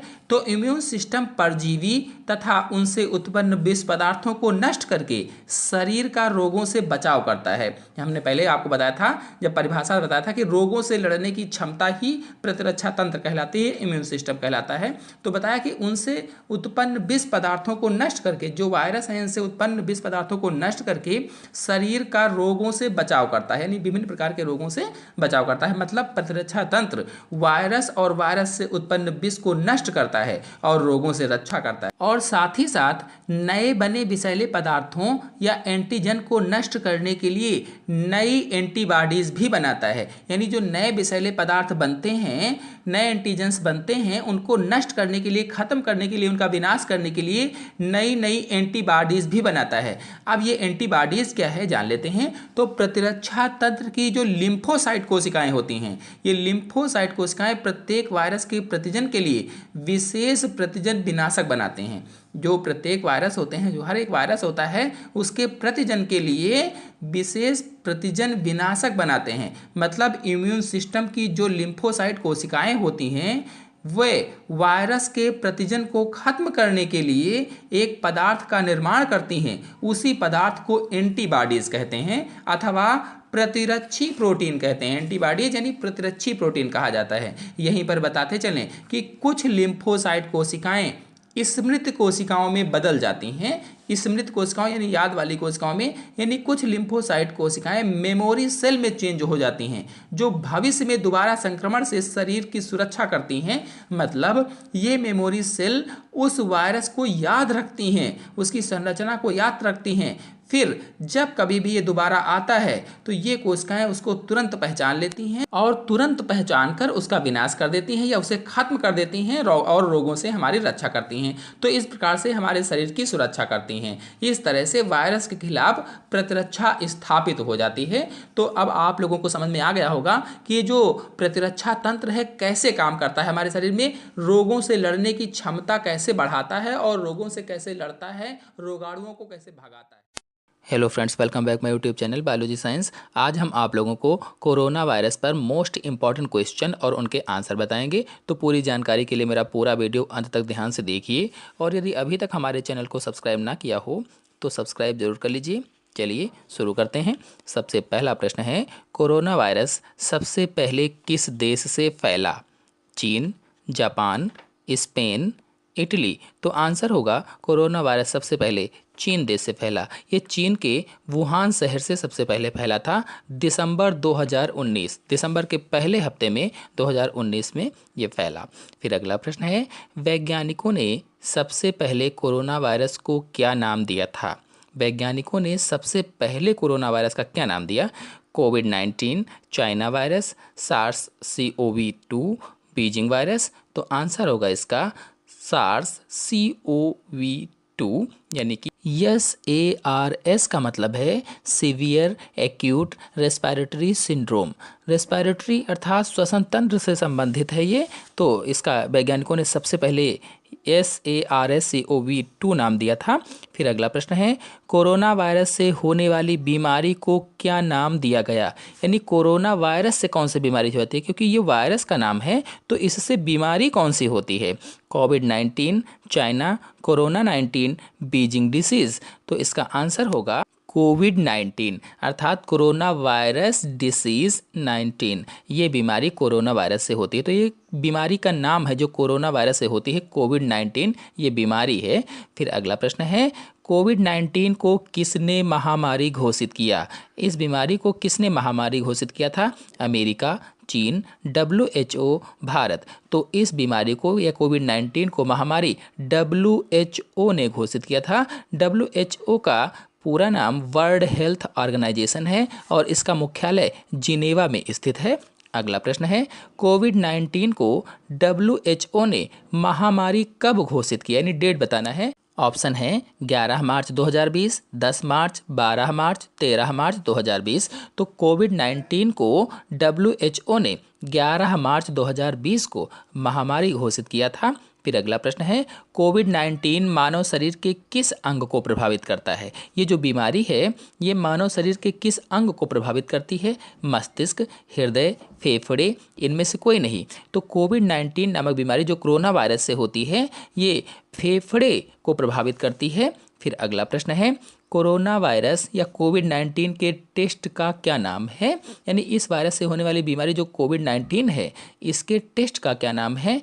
तो GFR test, ELISA test, RT-PCR test, इनमें से कोई नहीं। तो आंसर होगा RT-PCR टेस्ट। यहाँ पर इसका पूरा नाम आपको बता देते हैं, reverse transcriptase polymerase chain reactions. Reverse transcriptase polymerase chain reactions. तो इसमें न्यूक्लिक एसिड की गुणात्मक प्रतिक्रिया का पता लगाया जाता है, यानी कि श्वसन अंगों से नमूने लेकर के, रक्त से नमूने लेकर के उनका पता लगाते हैं। अगला प्रश्न है, कोविड-19 के लिए कौन सा वायरस जिम्मेदार है? यानी इस बीमारी के लिए कौन सा वायरस जिम्मेदार है? निपाह, SARS CoV-2, HIV, इनमें से कोई नहीं। तो आंसर होगा SARS CoV-2 यानी सीवियर एक्यूट रेस्पिरेटरी सिंड्रोम। ये वायरस जिम्मेदार है इस बीमारी का। फिर अगला प्रश्न है, कोरोना वायरस के मुख्य लक्षण क्या होते हैं? कोरोना वायरस के मुख्य लक्षण कौन से हैं? जब ये वायरस हमारे शरीर में फैल जाता है, कोविड-19 बीमारी हमें हो जाती है, तो कौन से लक्षण प्रकट होते हैं? तो पहले बुखार, फिर सांस लेने में प्रॉब्लम और खांसी, ये लक्षण आते हैं। यानी तीनों सही होंगे, तो आंसर सही होगा डी वाला, ये सभी सही हैं। फिर अगला प्रश्न है, सबसे पहले कोरोना वायरस को अस्थायी रूप से क्या नाम दिया गया था? HIV 2019 NCOV2 SARS corona. तो सबसे पहले कोरोना वायरस को अस्थायी रूप से 2019 NCOV2 नाम दिया गया था। तो नोवेल कोरोना वायरस इसको कहा गया था सबसे पहले, N फॉर नोवेल, तो नोवेल कोरोना वायरस के नाम से पहले जाना गया था। फिर अगला प्रश्न है, कोरोना वायरस का नाम किस भाषा से उत्पन्न हुआ है? हिंदी, अंग्रेजी, लैटिन, इनमें से कोई में नहीं। तो आंसर इसका सही होगा, लैटिन भाषा से कोरोना वायरस का नाम उत्पन्न हुआ है। फिर अगला प्रश्न है, इस वायरस का नाम कोरोना वायरस कैसे पड़ा? यानी इसको कोरोना वायरस क्यों कहा गया? तो क्राउन जैसा स्ट्रक्चर होने के कारण इसका नाम कोरोना वायरस पड़ा। तो ये गोल सा होता है और उस पर कांटेनुमा संरचनाएं निकली रहती हैं, इसीलिए इसको कोरोना वायरस कहा जाता है। क्राउन जैसा इसका स्ट्रक्चर होता है। फिर अगला प्रश्न है, कोरोना वायरस के कारण किस देश में जनता कर्फ्यू लगाया गया? भारत, चीन, नेपाल, अमेरिका। तो कोरोना वायरस के कारण भारत देश में कर्फ्यू लगाया गया। फिर अगला प्रश्न है, कोरोना वायरस के कारण भारत में किस दिन जनता कर्फ्यू लगाया गया? तो अब यहाँ पर दिन बताना है, वहाँ पर देश बताना था। तो देश भारत, और किस दिन लगाया गया? 20 मार्च 2020, 24 मार्च, 23 मार्च और 22 मार्च। तो आंसर सही होगा इसमें 22 मार्च 2020 को कोरोना वायरस के कारण भारत देश में जनता कर्फ्यू लगाया गया था। अगला प्रश्न है, भारत ने कोविड-19 इमरजेंसी फंड में कितनी सहायता राशि देने की घोषणा की है? $10 मिलियन, $15 मिलियन, $25 मिलियन, $100 मिलियन। तो भारत ने कोविड-19 इमरजेंसी फंड में $10 मिलियन राशि देने की घोषणा की है। फिर अगला प्रश्न है, कोविड-19 शब्द में VI का क्या अर्थ है? कोविड-19 जो शब्द है इसमें VI का क्या अर्थ है? तो VI फॉर वायरस होता है और CO कोरोना और D फॉर डिसीज़ होता है। तो इसका अगर कोविड का पूरा नाम देखा जाए तो कोरोना वायरस डिसीज़, जो COVID है, इसका पूरा नाम कोरोना वायरस डिसीज़ है और 19 इसलिए लिखा गया है क्योंकि ये 2019 में आया। तो कोरोना वायरस डिसीज़ इसका पूरा नाम अगर पूछा जाता है प्रश्न में तो हो जाएगा, और VI का नाम वायरस होता है, अर्थ इसका आंसर सही हो जाएगा बी वाला। फिर अगला प्रश्न है, कोरोना वायरस के कारण सबसे ज़्यादा मौतें किस देश में हुई? चीन, Italy, America, Spain. Corona virus के कारण सबसे ज़्यादा मौतें इटली देश में हुई। इटली के बारे में आपको बता दें कि यहाँ पर 6077, ये 24 मार्च 2020 तक की सूचना का मैंने आपको बताया है, 6077 व्यक्ति मर चुके हैं कोरोना वायरस के कारण। सबसे ज़्यादा जनता यहाँ पर मरी है और इसके बाद चीन का नंबर आता है। फिर आते हैं अगले प्रश्न पर, कोरोना वायरस के कारण लॉकडाउन करने वाला पहला राज्य कौन सा था? यानी सबसे पहला राज्य कौन सा था जहाँ पर कोरोना वायरस के कारण लॉकडाउन किया गया? गुजरात, उत्तराखंड, राजस्थान, पंजाब। तो इसका आंसर सही होगा, लॉकडाउन करने वाला पहला राज्य राजस्थान था, आंसर सही होगा बी वाला। फिर अगला प्रश्न है, कोरोना वायरस से जागरूक करने के लिए व्हाट्सएप ने कौन सा फीचर लॉन्च किया है? इससे जागरूक करने के लिए व्हाट्सएप ने कौन सा फीचर लॉन्च किया है? WhatsApp news, WhatsApp go, WhatsApp chat box, WhatsApp live. तो इसमें आंसर सही होगा सी वाला, WhatsApp chat box. Corona virus से जागरूक करने के लिए व्हाट्सएप ने। अगला प्रश्न है, कोरोना वायरस से जागरूक करने के लिए फेसबुक ने कौन सा फीचर लॉन्च किया है? Corona virus tips, corona virus news, corona virus information, corona virus information centre. तो फेसबुक ने कोरोना वायरस से जागरूक करने के लिए ऑप्शन सही होगा डी वाला, कोरोना वायरस इन्फॉर्मेशन सेंटर नामक फीचर लॉन्च किया है फेसबुक ने कोरोना वायरस से जागरूक के लिए। अगला प्रश्न है, कोरोना वायरस से जागरूक करने के लिए इंस्टाग्राम ने कौन सा फीचर लॉन्च किया है? तो कोरोना वायरस से जागरूक करने के लिए इंस्टाग्राम ने इंस्टाग्राम फीड नामक फीचर लॉन्च किया है, ए वाला ऑप्शन सही होगा। फिर अगला प्रश्न है, कोरोना वायरस से जागरूक करने के लिए गूगल ने कौन सी वेबसाइट लॉन्च की है? कोरोना वायरस से बचने के लिए गूगल ने कौन सी वेबसाइट? तो इसमें आंसर सही होगा, google.com/covid19 नामक वेबसाइट लॉन्च की है। तो कोरोना वायरस से जागरूक करने के लिए गूगल ने बी वाला ऑप्शन जो सही है ये वेबसाइट लॉन्च की है। अगला प्रश्न है, कोरोना वायरस ने चीन में कब दस्तक दी? दिसंबर के पहले सप्ताह में, जनवरी के पहले सप्ताह में, दिसंबर के दूसरे सप्ताह में, जनवरी के दूसरे सप्ताह में? तो आंसर सही होगा, कोरोना वायरस ने चीन में दिसंबर के पहले सप्ताह में दस्तक दी थी, यानी दिसंबर 2019 पहले सप्ताह। अगला प्रश्न है, आज की डेट तक पूरी दुनिया में कितने लोग इस वायरस से संक्रमित हो चुके हैं?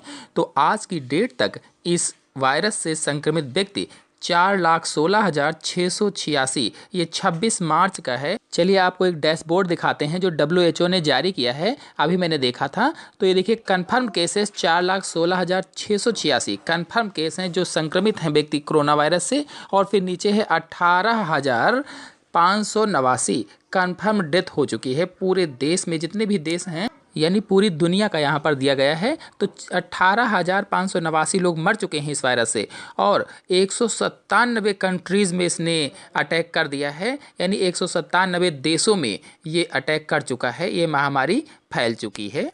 आशा है आप सभी लोगों को कोरोना वायरस के सभी क्वेश्चन अच्छी तरह से समझ में आ गए होंगे।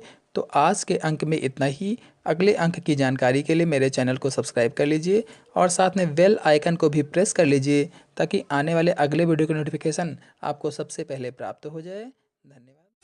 Hello friends, welcome back my YouTube channel biology science. आज हम आप लोगों को वायरस के बारे में बताएंगे, जिसके अंतर्गत वायरस जीवित है या निर्जीव है, यानी आर वायरस लिविंग और नॉन लिविंग। तो पूरी जानकारी के लिए मेरा पूरा वीडियो अंत तक ध्यान से देखिए, और यदि अभी तक हमारे चैनल को सब्सक्राइब ना किया हो तो सब्सक्राइब जरूर कर लीजिए। तो विषाणु अथवा वायरस ऐसे कण हैं जो निर्जीव और सजीव दोनों के लक्षण प्रदर्शित करते हैं। तो ये विषाणु अथवा वायरस निर्जीव हैं अथवा सजीव हैं, ये जान लेते हैं। तो पहले ये जान लेते हैं कि वायरस को निर्जीव क्यों कहा जाता है, यानी वायरस को नॉन लिविंग क्यों कहते हैं। तो बता दें, पहला पॉइंट है, प्रत्येक वायरस प्रोटीन खोल में बंद एक DNA या RNA का अणु होता है। तो इस पॉइंट का अर्थ है कि वायरस केवल प्रोटीन और न्यूक्लिक अम्ल के बने होते हैं, ये सजीव पदार्थ के नहीं बने होते हैं। सजीव पदार्थ जीव द्रव्य नहीं होता है इसमें।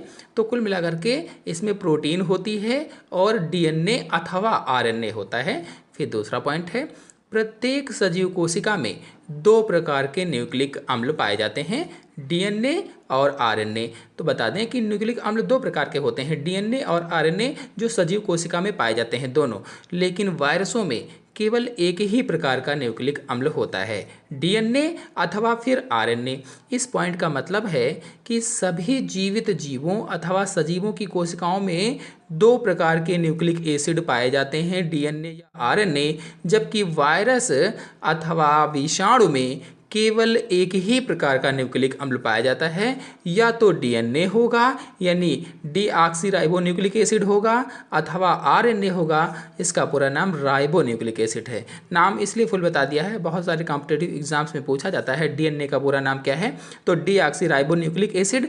RNA का पूरा नाम क्या है, तो राइबोन्यूक्लिक एसिड होता है। फिर अगला पॉइंट है, वायरस कोशिकीय नहीं होते हैं क्योंकि इनमें कोशिका कला, कोशिका द्रव्य तथा कोशिकांग नहीं पाए जाते हैं। मतलब वायरस का शरीर अथवा इनका संगठन कोशिका जैसा नहीं होता है, क्योंकि इनमें साइटोप्लाज्म नहीं होता है, अथवा कहें तो हिंदी में कोशिका द्रव्य नहीं पाया जाता है, और ना ही कोशिका कला होती है, और ना ही इनमें कोई भी कोशिकांग पाए जाते हैं। कोशिकांगों में चाहे वो माइटोकॉन्ड्रिया हो, राइबोसोम हो, केंद्रक हो, कोई भी कोशिकांग नहीं पाए जाते हैं आदि।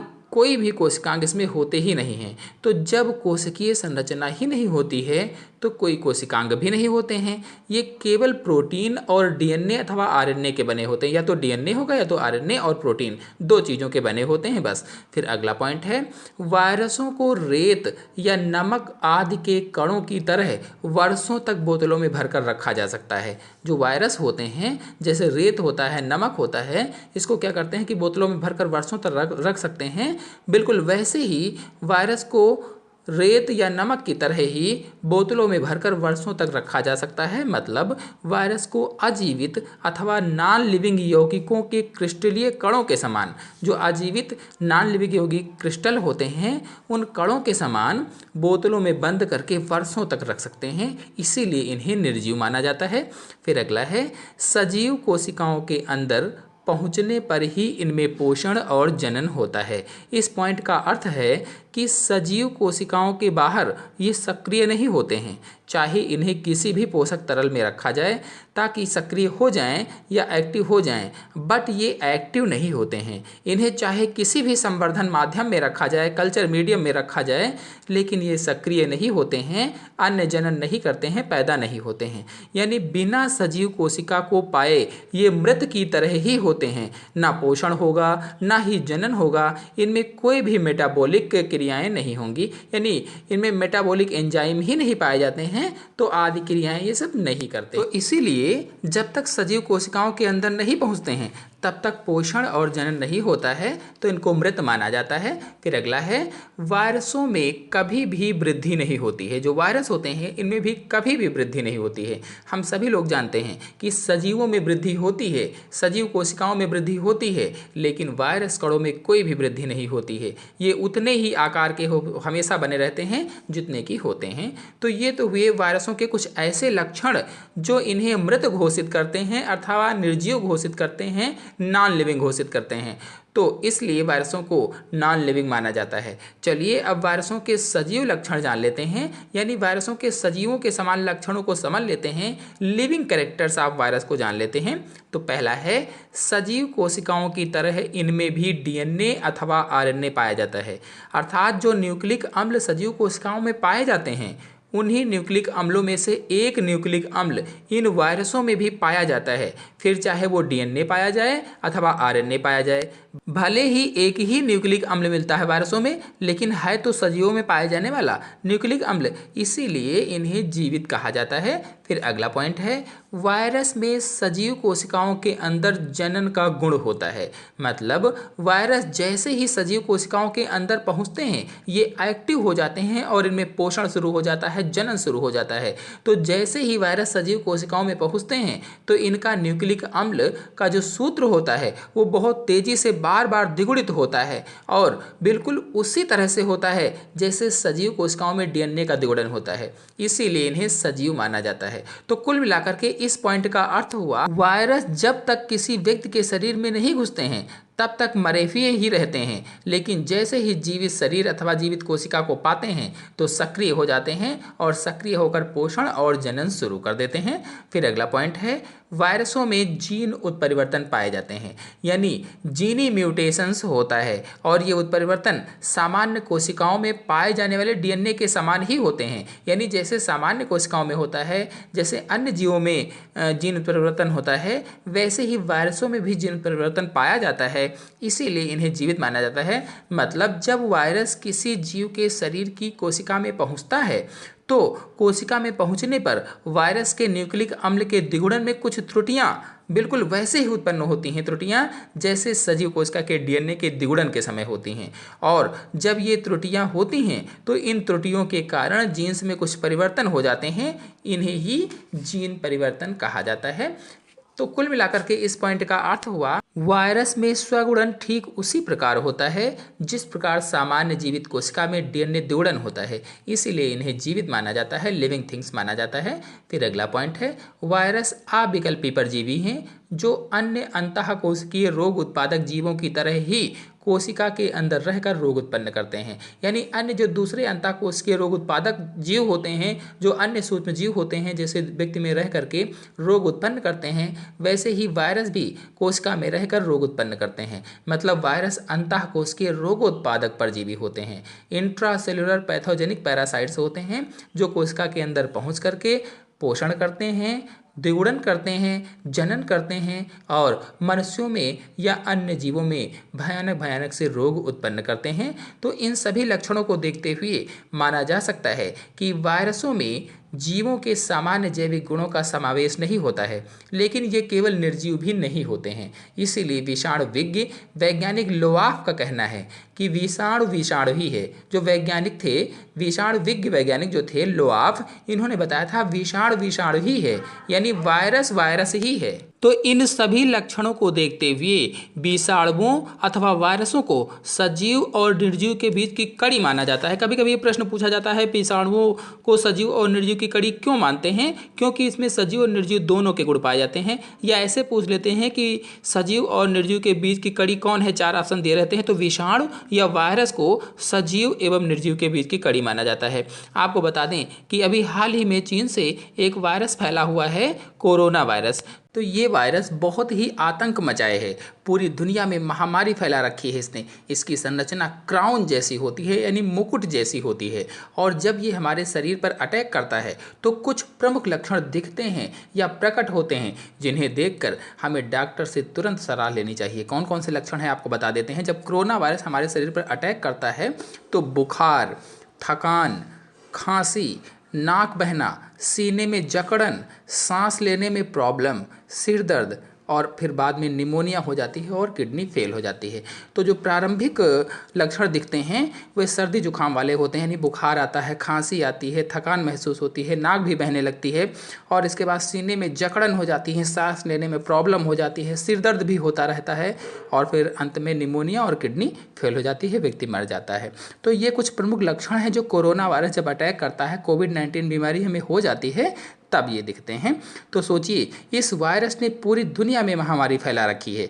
अभी तक इसकी कोई वैक्सीन नहीं तैयार हो पाई है, बड़ी ही तेजी से अपना जहर फैला रहा है। तो ये सब कुछ देखकर आप सोच सकते हैं कि वायरस कितने विषैले होते हैं, इसीलिए इन्हें विषाणु कहा गया है। विषाणु का अर्थ ही होता है विष के अणु, अर्थात जहर के अणु, जो केवल नुकसान ही करते हैं, केवल विष ही फैलाते हैं। आप सभी लोगों को मेरा आज का वीडियो अच्छी तरह से समझ में आया होगा। तो आज के अंक में इतना ही। अगले अंक की जानकारी के लिए मेरे चैनल को सब्सक्राइब कर लीजिए और साथ में बेल आइकन को प्रेस कर लीजिए, ताकि जब भी मैं वीडियो अपलोड करूं तो सबसे पहले उसकी नोटिफिकेशन आपको प्राप्त हो जाए। धन्यवाद। Hello friends, welcome back my YouTube channel biology science. आज हम आप लोगों को जीवाणु भोजी का जीवन चक्र बताएंगे, अर्थात लाइफ साइकिल ऑफ बैक्टीरियोफेज के बारे में बताएंगे। तो पूरी जानकारी के लिए मेरा पूरा वीडियो अंत तक ध्यान से देखिए और यदि अभी तक हमारे चैनल को सब्सक्राइब ना किया हो तो सब्सक्राइब जरूर कर लीजिए। चलिए शुरू करते हैं। पिछले वीडियो में मैंने आपको जीवाणु भोजी क्या होता है या बैक्टीरियोफेज क्या है और इसकी संरचना बताया था। आज के वीडियो में लाइफ साइकिल बताएंगे। तो जीवाणु भोजी अनुकूल परिस्थितियों में जनन करते हैं, अर्थात अनुकूल परिस्थितियां पाते ही जनन करते हैं। और जनन के लिए बैक्टीरियोफेज अपनी पूंछ के सिरे को जीवाणु से चिपकाता है। जो इसका पूंछ का सिरा होता है उसके जीवाणु के सिरे से चिपका देता है। इसकी पूंछ से एक एंजाइम निकलता है। जब चिपकाता है तो इसकी पूंछ से एक प्रकार का एंजाइम निकलता है जो जीवाणु से चिपकने और घुसने में हेल्प करता है। ये एंजाइम क्या करता है? उसके शरीर में, उसकी शरीर की सतह से घुसने में उसके अंदर और चिपकने में हेल्प करता है। जीवाणु भोजी का डीएनए जो होता है वो जीवाणु की कोशिका में प्रवेश कर जाता है, अर्थात बैक्टीरियोफेज का डीएनए जीवाणु की कोशिका में प्रवेश कर जाता है और प्रवेश करने के बाद गुणन करता है। जैसे ही प्रवेश करता है गुणन करना शुरू कर देता है। इसके बाद सभी डीएनए खंडों पर प्रोटीन का आवरण बन जाता है और गुणन के बाद जो सभी डीएनए खंड होते हैं अलग अलग, उन पर प्रोटीन का आवरण बन जाता है और बहुत से बैक्टीरियोफेज या जीवाणु भोजी बन जाते हैं।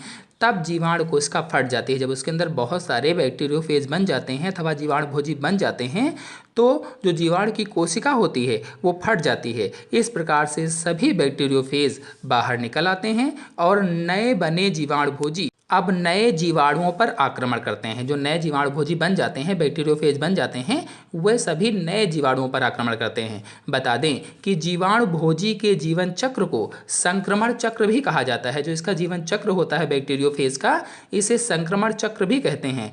यानी लाइफ साइकिल ऑफ बैक्टीरियोफेज को इन्फेक्शन ऑफ साइकिल भी कहा जाता है। अब बहुत से जीवाणु भोजी बनते हैं, इसीलिए इसे प्रजनन अथवा रिप्रोडक्शन कहा जाता है। यानी विषाणु या जीवाणु भोजी का रिप्रोडक्शन होता है।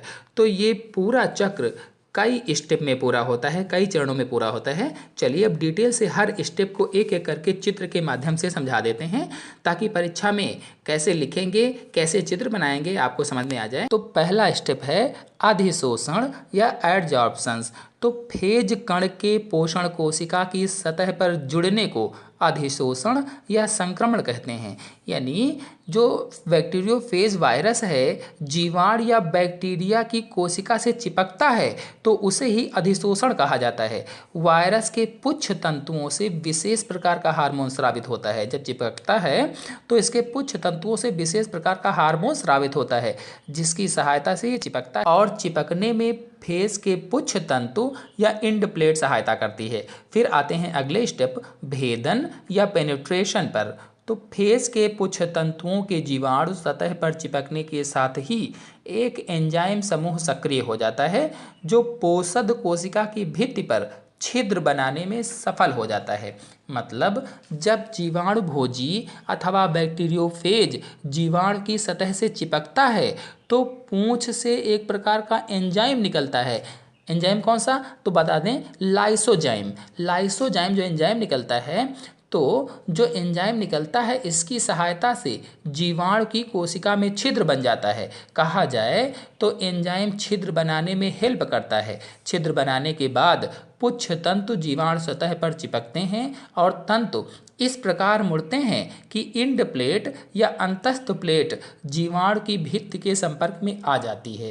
यानी उसकी जो भित्ति होती है उसकी संपर्क में इंड प्लेट आ जाती है। मतलब छिद्र बनते ही पुच्छ तंतु सिकुड़ जाते हैं और इंड प्लेट जीवाणु से चिपक जाती है। फिर आते हैं अगले स्टेप अंतःक्षेपण अथवा इंजेक्शन पर। तो इंड प्लेट का जीवाणु कोशिका से चिपकने के बाद पूंछ का प्रोटीन आवरण लंबाई में सिकुड़ता है, यानी स्प्रिंग की तरह इसकी पूंछ सिकुड़ जाती है और इसी समय केंद्रीय नलिकाकार क्रोड पोषद कोशिका में बनाए गए छिद्र से होकर भीतर प्रवेश करता है और डीएनए जीवाणु के कोशिका द्रव्य में प्रवेश कर जाता है। मतलब जैसे ही स्प्रिंग की तरह पूंछ सिकुड़ती है तब डीएनए नलिका के माध्यम से जीवाणु के अंदर चला जाता है अथवा डीएनए जीवाणु के कोशिका द्रव्य में अंतःक्षेपित हो जाता है। इसीलिए हेडिंग थी अंतःक्षेपण। या डीएनए इंजेक्ट हो जाता है और फेज का शेष शरीर बाहर ही रह जाता है। यानी डीएनए अंदर चला जाता है और जो उसका फेज का बैक्टीरियोफेज का बाकी शेष शरीर होता है वो बाहर ही रह जाता है। अब आते हैं अगले स्टेप अव्यक्त काल या लैटेंट पीरियड पर, अथवा इसी को बायोसिंथेटिक फेज भी कहा जा सकता है या हिंदी में कहें जैव संश्लेषणात्मक प्रावस्था भी कहा जा सकता है। फेज डीएनए के जीवाणु कोशिका में प्रवेश के साथ ही पोषण कोशिका को अन्य फेज अणु के प्रति प्रतिरोधी बनाया जाता है। मतलब पोषक कोशिका में पहुंचते ही वायरस का जीनोम अत्यधिक सक्रिय हो जाता है और जीवाणु की कोशिका के जीनोम का अपघटन करता है। अर्थ यह हुआ कि जैसे ही वायरस का डीएनए या जीनोम जीवाणु की कोशिका में पहुंचा तो जीवाणु के डीएनए अथवा जीनोम को अपघटित करता है। इसके बाद पोषक कोशिका में होने वाली समस्त क्रियाओं पर नियंत्रण करता है। मतलब जीवाणु की कोशिका में होने वाली सभी मेटाबॉलिक क्रियाओं को रोकता है या उनको कंट्रोल करके रोकता है। यानी जीवाणु की कोशिका के सारे कार्यों पर कब्जा कर लेता है, उसको कुछ भी नहीं करने देता है कह लीजिए। और फिर कुछ समय बाद फेज डीएनए के नियंत्रण में संश्लेषण क्रियाएं प्रारंभ करता है। मतलब कुछ समय बाद वो वायरस खुद अपने हिसाब से काम शुरू करता है, जिसमें कुछ प्रारंभिक प्रोटीन्स बनती हैं। जब काम शुरू करता है तो क्या बनती है, कुछ प्रारंभिक प्रोटीन्स बनती हैं जो नए एंजाइम्स के रूप में कार्य करके नए विषाणुविक डीएनए अणुओं का तीव्र गति से संश्लेषण करती हैं। बैक्टीरिया पर नियंत्रण करने के बाद कुछ प्रोटीन्स को बनाता है जो वायरल डीएनए का निर्माण करती हैं और साथ ही साथ विषाणु की नई प्रोटीन्स भी बनाती हैं। फिर आते हैं अगले स्टेप परिपक्वन या मैच्योरेशन पर। तो पोषद कोशिका में आवश्यक प्रोटीन्स बनने पर फेज अणुओं के बनाने का कार्य परिपक्वन या मैच्योरेशन कहलाता है। मतलब जब जीवाणु की कोशिका में जरूरी प्रोटीन्स बन जाती हैं तब बैक्टीरियोफेज के अणु बनना शुरू हो जाते हैं। इसे ही परिपक्वन कहा जाता है अथवा मैच्योरेशन कहते हैं। इस दौरान सिर का भाग पहले बनता है। जब परिपक्वन प्रावस्था शुरू होती है, मैच्योरेशन प्रावस्था शुरू होती है, तो बैक्टीरियोफेज का जो सिर का भाग होता है वो पहले बनता है, यानी पहले फेज का सिर या हेड बनता है और पुच्छ के निर्माण में अंतस्थ प्लेट पहले बनती है। इसके बाद पुच्छ के निर्माण में अंतस्थ प्लेट बन जाती है या इंड प्लेट बनती है। तो इस प्रकार से जब पूंछ बनने लगती है तो इंड प्लेट का निर्माण पहले ही हो जाता है या पहले से ही बन जाती है। इसके बाद नलिकाकार क्रोड और अंत में पुच्छ तंतुओं का निर्माण होता है या टेल फाइबर्स का निर्माण होता है। एक पोषक कोशिका में लगभग 200 फेज अणु बनते हैं। मतलब एक जीवाणु कोशिका में जब जीवाणु भोजी जीवाणु कोशिका को संक्रमित करता है तो उसमें लगभग 200 जीवाणु भोजी का निर्माण होता है। यानी एक जीवाणु कोशिका से लगभग में 200 बैक्टीरियोफेज बनते हैं। फिर आता है अगला स्टेप लयन या निर्मुक्त, या इसे ही रिलीज भी कहा जा सकता है। तो फेज अणुओं के संतोषजनक संख्या में बन जाने पर पोषक कोशिका के फट जाने से फेज अणु निर्मुक्त हो जाते हैं। मतलब जब जीवाणु भोजी पूर्ण रूप से बन जाते हैं तो जीवाणु कोशिका फट जाती है और बैक्टीरियोफेज बाहर निकल आते हैं।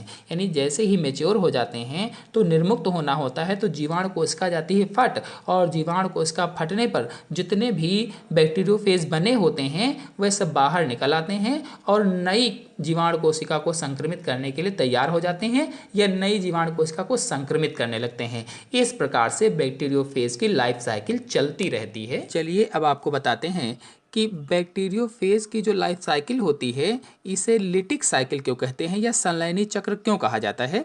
तो सामान्यतः पोषक कोशिकाओं में विरियॉन्स की काफ़ी प्रतिलिपियां बनती हैं। बैक्टीरियोफेज वायरसों के विरियॉन्स पोषक कोशिका के अपघटन या लयन के कारण विमुक्त होते हैं। अतः इन वायरसों के पोषक कोशिकीय चक्र को संलयनी चक्र अथवा लिटिक साइकिल कहा जाता है। आपको यहाँ पर बताते चलें कि विरियॉन्स क्या हैं। तो विषाणु का एक स्वतंत्र कण विरियॉन कहलाता है, यानी जो वायरस का एक स्वतंत्र कण होता है उसे विरियॉन कहा जाता है। तो यहाँ पर कहा गया है कि सामान्यतः पोषक कोशिकाओं में वायरस के काफ़ी प्रतिलिपियां बन जाती हैं। जो विरियॉन्स होते हैं, वायरस के कण जो होते हैं, उनकी काफ़ी प्रतिलिपियां बन जाती हैं। मतलब विरियॉन्स की काफ़ी प्रतिलिपियां बन जाती हैं। और विरियॉन्स यानी विषाणु का एक स्वतंत्र कण, यानी विषाणु के एक स्वतंत्र कण की काफ़ी प्रतिलिपियां, कई सारे कण बन जाते हैं। तो बैक्टीरियोफेज वायरसों के जो विरियॉन्स होते हैं, जो कण होते हैं, पोषक कोशिका के अपघटन या लयन के कारण विमुक्त होते हैं। मतलब जो जीवाणु था उसकी कोशिका फटी या अपघटन हुआ उसका, तब ये जितने भी कण थे सब बाहर निकलते हैं, विमुक्त होते हैं। इसीलिए वायरसों के पोषक कोशिकीय चक्र को लिटिक साइकिल कहा जाता है, अथवा इसीलिए वायरसों के पोषक कोशिकीय चक्र को संलयनी चक्र भी कहा जाता है। तो अब आपको समझ में आ गया होगा कि इसे लिटिक साइकिल क्यों कहा जाता है, या हिंदी में कहें तो इसे संलयनी चक्र क्यों कहा जाता है। Hello friends, welcome back my YouTube channel biology science. आज हम आप लोगों को जीवाणुओं के वायरस बैक्टीरियोफेज के बारे में बताएंगे। तो पूरी जानकारी के लिए मेरा पूरा वीडियो अंत तक ध्यान से देखिए, और यदि अभी तक हमारे चैनल को सब्सक्राइब ना किया हो तो सब्सक्राइब जरूर कर लीजिए। चलिए सबसे पहले ये जान लेते हैं कि बैक्टीरियोफेज है क्या। तो जीवाणुओं के परजीवी वायरस को बैक्टीरियोफेज कहते हैं। इन्हें फेज वायरस अथवा हिंदी में जीवाणु भोजी वायरस भी कहा जाता है। फेज शब्द ग्रीक भाषा फेगास से लिया गया है, जिसका अर्थ है दूसरों का भक्षण करने वाला। तो ये वायरस जीवाणुओं को अपना शिकार बनाते हैं, उनके अंदर परजीवी के रूप में रहते हैं। जो बैक्टीरियोफेज है ये जीवाणुओं के अंदर परजीवी के रूप में पाया जाता है या रहता है। परजीवी यानी जो दूसरे जीव में रहकर अपना भोजन प्राप्त करते हैं, अपना पोषण प्राप्त करते हैं, जनन करते हैं, परजीवी कहलाते हैं। तो ये परजीवी वायरस होता है, इसीलिए इसको बैक्टीरियोफेज या जीवाणुओं का वायरस कहा जाता है या जीवाणु भोजी कहते हैं। तो इस प्रकार से जो बैक्टीरियोफेज होता है ये जीवाणुओं के अंदर रहकर पोषण प्राप्त करता है और जनन करता है। इसके बाद उस जीवाणु को मार देता है, इसीलिए इसे जीवाणु भोजी कहा जाता है। तो जीवाणु भोजी का मतलब ही होता है जो जीवाणुओं का भक्षण करता है, समाप्त करता है, मारता है।